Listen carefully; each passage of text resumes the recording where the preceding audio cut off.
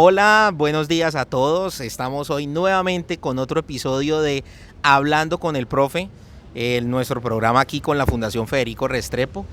Estuvimos hace poco a través de las redes sociales haciéndole una invitación para ver el episodio de hoy. Nuestra invitada, tenemos a Camila Rodríguez. Nos encontramos ahorita en la Facultad Nacional de Salud Pública aquí en Medellín.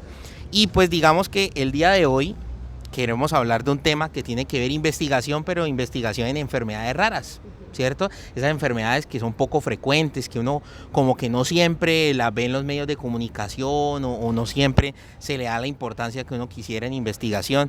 Entonces, ¿por qué, Camila, deberíamos investigar sobre enfermedades raras? Okay. Bueno, buenos días. Ya como José les comentó, mi nombre es Camila Rodríguez.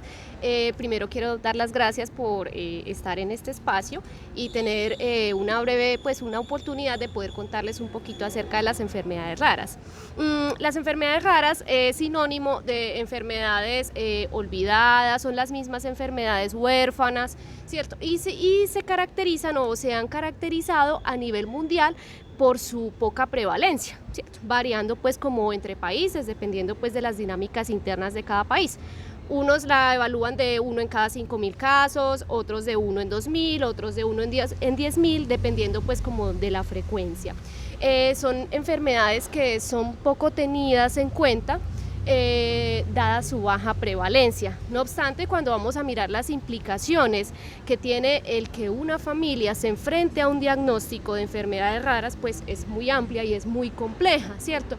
Sobre todo porque para nuestro país se tienen más de 200 enfermedades identificadas y lo otro, de acuerdo pues con una resolución que tenemos actualmente, y lo otro es, se basan pues como en la baja prevalencia y no se han desarrollado muchos estudios o apenas están empezando pues como a surgir interés en incluir estas enfermedades en la agenda pues como tal.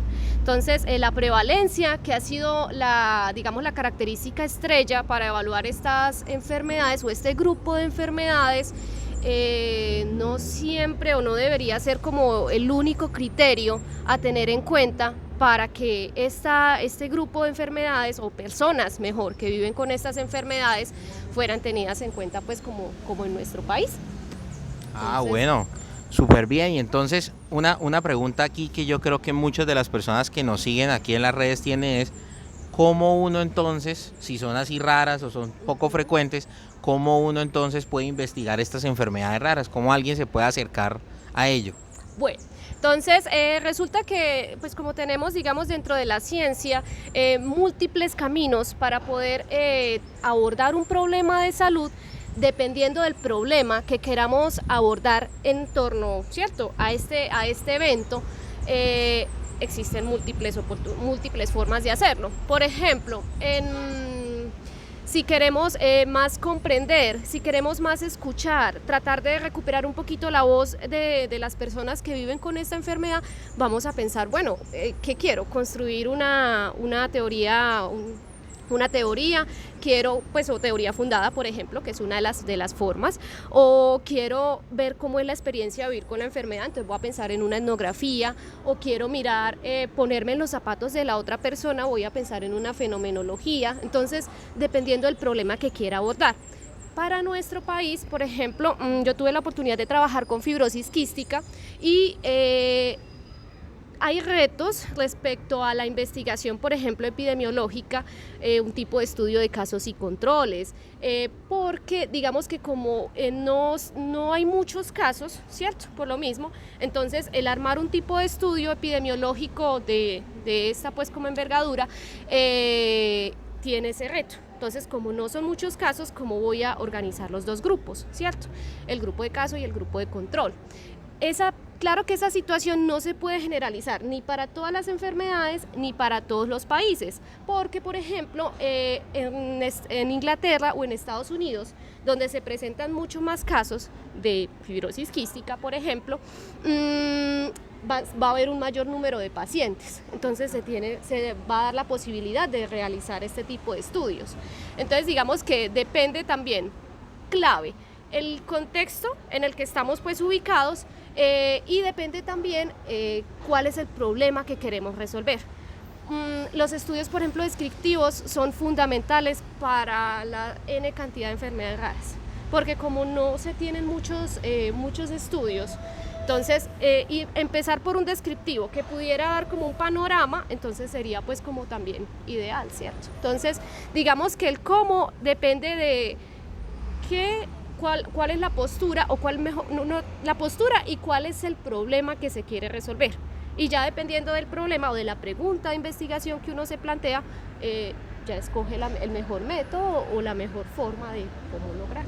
O sea que, digamos, si se acerca un estudiante o alguien quiere hacer una investigación de este tipo, sí, a veces la gente se asusta o le dicen a uno, no, es que me toca hacer solo ensayos clínicos, porque si no hago ensayos clínicos, entonces eso no es investigación. Entonces uno, ¿qué le dice a esas personas que están de pronto asustadas y que dicen, no, es que hacer un ensayo clínico, ¿será que sí? No, hay otras formas, ahorita estabas diciendo. Claro, ¿no? Por ejemplo, en nuestro país las enfermedades raras se vigilan, digamos que por su aspecto, fundamentalmente por el aspecto de ser de alto costo. El Instituto Nacional de Salud tiene dentro del CIVIGILA el reporte de las enfermedades raras. Entonces, una parte interesante sería mirar, bueno, pero si ese reporte que se hace aproximadamente solo desde el año 2012, entonces valdría la pena mirar, bueno, si ¿qué se ha hecho? ¿Qué se ha reportado? ¿Cómo estamos en el país? De esas enfermedades que están incluidas en ese listado, ¿cuáles son las más frecuentes dentro de lo poco frecuentes? Porque, digamos, otro aspecto también importante y a resaltar, bueno, son enfermedades que se clasifican como raras, huérfanas, olvidadas, pero ¿para quién son raras?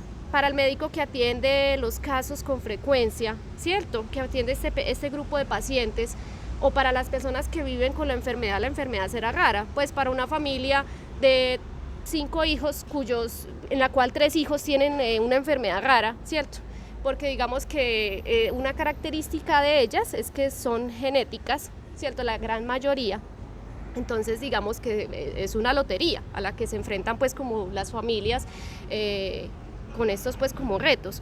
Entonces no solamente hay una única forma de hacer investigación, hay muchas formas, los descriptivos son muy importantes, este otro tipo de estudios cualitativos también nos permiten un poco recuperar la voz y que se visibilicen más, ¿cierto? Que es digamos una necesidad latente en todas estas diferentes enfermedades y en este grupo, es lograr que se visibilice, que no se dé por sentado un diagnóstico, sino que se sospeche, si el médico tiene dudas pueda consultar con otras personas, porque por ejemplo, para el caso de la FQ, muchos pacientes se diagnostican como asma, tiene esa particularidad de que pues comparte, ¿cierto?, algunos aspectos similares, entonces no se logra, también son enfermedades que son muy subdiagnosticadas, entonces también un ejercicio, por ejemplo, descriptivo, permitiría dar cuenta un poco acerca de esa visibilización, de la necesidad de enfocar estas enfermedades en salud y en salud pública. Listo, muchísimas gracias a Camila y muchas gracias a todos ustedes por seguirnos aquí en redes sociales. Que estén muy bien. Chao. Gracias.